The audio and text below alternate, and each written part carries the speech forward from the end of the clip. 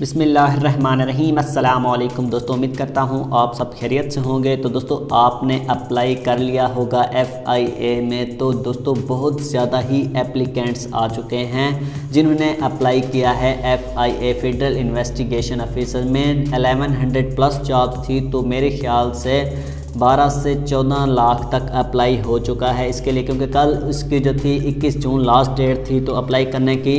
तो अब जो है आपके उसके बाद जो नेक्स्ट स्टेप होगा वो फ़िज़िकल और मेडिकल टेस्ट के हवाले से होगा। तो उसमें क्या रिक्वायरमेंट्स होंगी और आपने फ़िज़िकल टेस्ट पास कैसे करना है। जी हाँ दोस्तों, फ़िज़िकल पास करना बहुत ही अब आसान, किस तरह से आप पास कर सकते हैं फ़िज़िकल टेस्ट। तो अहम गाइडलाइन आपको इस वीडियो में मैं दूंगा। तो दोस्तों आपने वीडियो को कंप्लीट देखना है, पूरा देखना है। सबसे पहले हम उसका रिक्वायरमेंट्स की बात करेंगे कि FIA ने रिक्वायरमेंट्स क्या रखी है। तो सबसे पहले जो रिक्वायरमेंट्स है FIA के लिए SI कांस्टेबल फ़िज़िकल स्टैंडर्ड। तो उसके लिए मेल की हाइट होगी 5 फीट 6 इंचेस। तो इसमें जो है उन्होंने थोड़ी सी रिलैक्सेशन दी है, पहले 5 फीट 7 इंचेस होता था। तो मेल के लिए चेस्ट जो है वो 33 से 34.5 तक होनी चाहिए, ठीक है। तो उसके बाद जो है SI कांस्टेबल की बहुत बड़ी भर्तियाँ थी। फ़िज़िकल स्टैंडर्ड उसके लिए क्या होना चाहिए फ़ीमेल के लिए, तो हाइट होनी चाहिए 5 फीट 4 इंचेस। तो उसके लिए चेस्ट नहीं होती। तो रनिंग जो है उसके लिए अहम इम्पोर्टेंट है। रनिंग के लिए आपको बताऊंगा कि आपने रनिंग जब करनी है तो आपने क्या करना है उसके लिए, क्योंकि सबसे पहले इम्पोर्टेंट होता है आपकी ड्रेसिंग किस तरह की होनी चाहिए और शूज़ किस तरह के होने चाहिए रनिंग में। और उसके बाद जो है आपने क्या खाने में क्या खाना है। तो इम्पॉर्टेंट टिप्स आपके साथ वो भी शेयर करूंगा। तो रनिंग जो होगी 1.6 किलोमीटर होगी, 1 मील होगा। टोटल टाइम जो उसके लिए होकर 7 मिनट्स में आपने कंप्लीट करनी होगी अपनी रनिंग। तो उसके बाद दोस्तों आती है रनिंग फ़ीमेल के लिए। तो फ़ीमेल के लिए रनिंग जो होगी 1.6 किलोमीटर 1 मील होगा। तो उसके लिए टोटल टाइम जो होता है 10 मिनट्स होते हैं फ़ीमेल के लिए। जी हाँ दोस्तों, उसके बाद जो है इम्पोर्टेंट पॉइंट आपका जो है, आपने जो हाइट अगर आपकी 5.5 इंचज़ है तो उनकी रिक्वायरमेंट्स के मुताबिक कंप्लीट नहीं हो रही, तो आपने उसके लिए कद कैसे बढ़ाना है, आपने अपनी हाइट को ग्रो किस तरह से करना है चंद दिनों में। तो वो आप जो है उसके लिए इम्पोर्टेंट जो चीज़ होती है वो होती है एक्सरसाइज। तो उसके लिए आपने सबसे पहले अपनी बॉडी को वार्म करना होता है, हॉट करना होता है, गर्म करना होता है, ताकि आप उसके लिए जो हाइट आपकी गर्म करने के लिए आप उसके लिए जो है आप क्या करेंगे, चिन अप किया करें। जब आपकी बॉडी, जब आप वॉक करते हैं या जॉगिंग करते हैं या एक्सरसाइज करते हैं, सबसे पहले तो आपकी बॉडी गर्म हो जाती है। तो उसके बाद जो है आपने उसके लिए चिन अप करने हैं, तो जिससे आपकी हाइट जो है वो इंक्रीज़ होगी।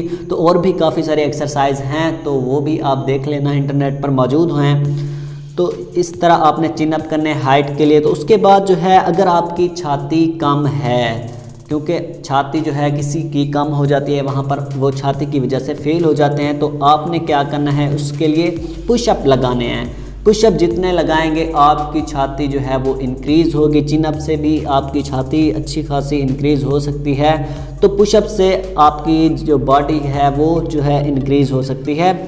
तो उसके बाद जो आता है इम्पोर्टेंट है, जो कि आपके लिए रनिंग के लिए बहुत इम्पोर्टेंट, जूते कैसे होने चाहिए, आपके शूज़ कैसे होने चाहिए। सबसे पहले तो आपके शूज़ जो हैं वो आपकी रनिंग को कामयाब भी बना सकते हैं और नाकाम भी बना सकते हैं। अगर आप हल्के वाले शूज़ लेते हैं रनिंग के लिए तो आपके वो फट सकते हैं या ख़राब हो सकते हैं, जिससे आप रनिंग कंप्लीट नहीं कर पाते।